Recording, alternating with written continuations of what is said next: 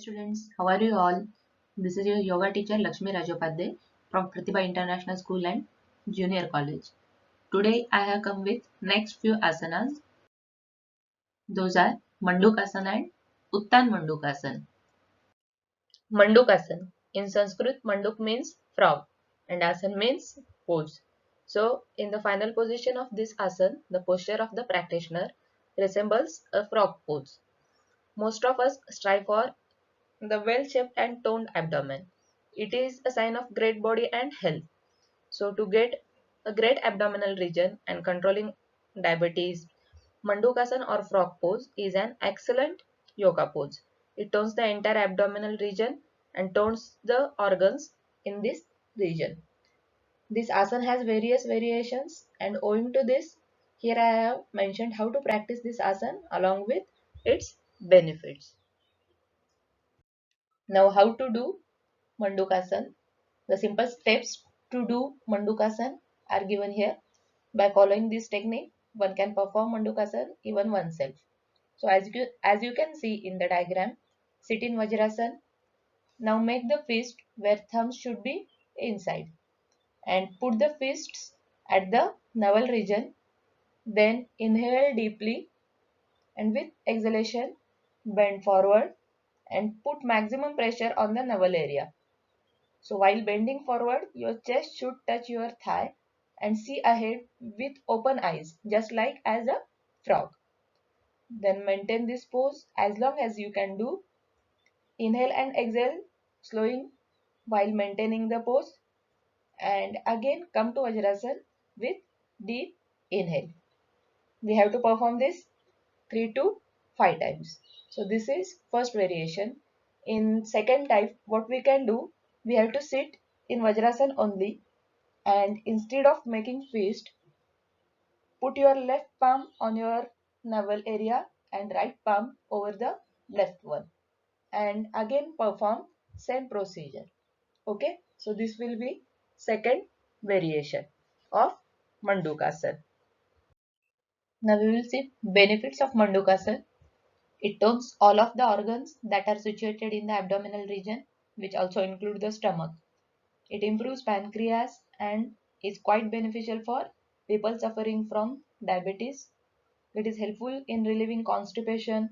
It also helps in reducing the extra belly fat along with extra fat on the waist as well as thighs, and helps in reducing weight. It improves excretory as well as digestive functions. It provides a good stretch to the muscles of the back, and it helps in relieving pain in the legs, knees and ankles. So these are the benefits. We'll see contraindications for Mandukasana. Those people who are suffering from abdominal injuries and any kind of back pain do not perform the Mandukasana. In case of knee or hip injuries, also avoid this. And pregnant women should not do this asana.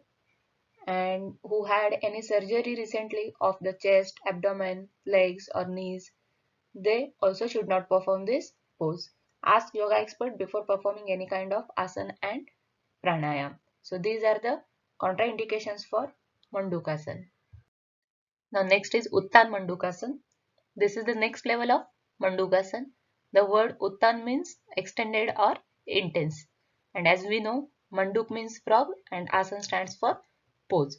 So Uttan Mandukasana is used to develop strength, stamina and body flexibility, and is also very useful to build mind concentration and meditation, and can use to develop and improve health and well-being. Now we will see how to perform Uttan Mandukasana. Now we will see how to perform Mandukasana, Uttan Mandukasana. So as you can see in the diagram, sit on the floor in Vajrasana, place hands on the sides, then spread the knees, take the hands over the shoulder and join the hands behind the head. Slide the other hand behind the back and try to couple it with the hand over the shoulder.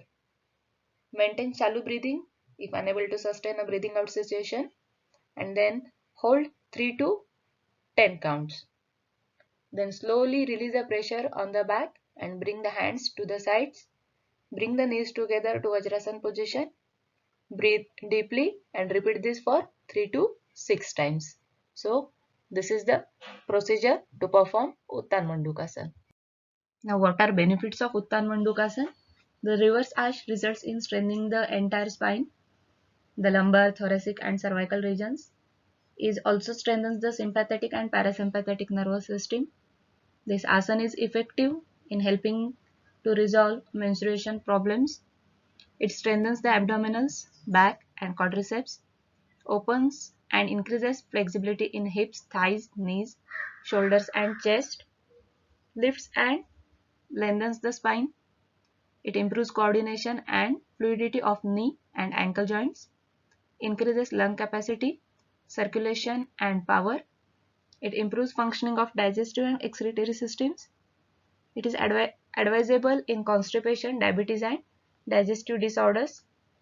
It plays an important part to control blood pressure and circulation.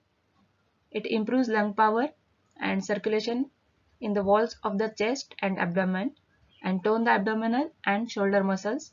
It also improves sciatica in some people. Practicing this asana regularly will help you bring the blood back into your heart and work properly.